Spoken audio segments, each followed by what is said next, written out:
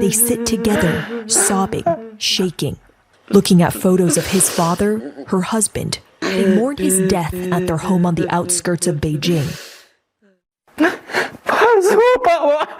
The local government killed my dad, he tells me, breaking down in tears.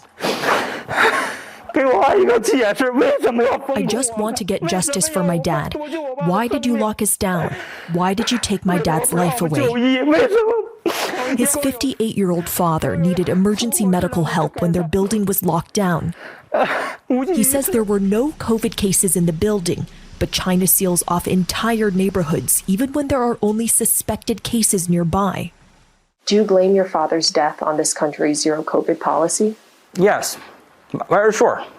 He says his father was in healthy condition when he suddenly collapsed. No one could go in or out of the building for help. He shows me the numerous calls he and his mother made to the emergency line. He recorded one of his many calls as he became increasingly desperate. He says the ambulance took an hour to arrive. By then, it was too late. He shows us the way to the hospital. It took us about 5 minutes to get from his house to the hospital, less than 2 miles away. When his father was sick, he had 4 relatives waiting outside his building, begging to go in and drive him to the hospital, but they wouldn't let them in. He says authorities in the hospital gave him no explanation for why the ambulance took so long. All they gave him was this document stating the date and time of his father's death. His mother, unable to speak, overcome with grief. She cries like this day and night. Why are you taking the risk to speak to us? I don't want this kind of thing happen again in China and any world because of the lockdown and the medical shortage of ambulance caused my father's death.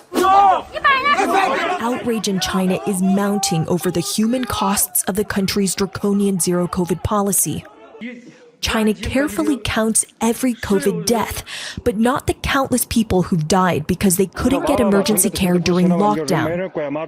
Authorities have acknowledged many of those cases, but they usually blame poor enforcement of zero COVID instead of the policy itself. Before his father's death, he fully supported the country's zero COVID policy. But the local government's execution of the policy is beyond reasoning, he says. It's inhuman. He shows me his favorite picture of his father, surrounded by family. His son, who was closest to his grandfather, now struggles to eat or focus, he tells me. The corner of his room piled with lettuce, potatoes, leeks, and canned food. He says all this food here is in case they get locked down again. The corn planted by his father is one of the few things he left behind. His grief now mixed with fury. He struggles to comprehend the meaning of it all.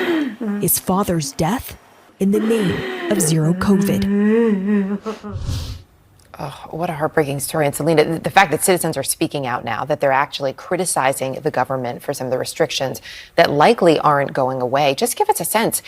What is daily life like in Beijing right now? Has anything changed? Well, Erica, I feel like I'm getting deja vu with all of these cycles of locking down, then reopening. Right now, more and more buildings are locking down. And while at this point I can technically step outside of my apartment, there's nowhere to go with few places remaining open. And you have to line up for a COVID test every 48 hours to enter any public area. There's still a lot of fear about getting COVID because if you do, you become a pariah. You and your close contacts going to quarantine, your whole building or neighborhood locking down, Erica. Oh, Selena, appreciate the reporting as always.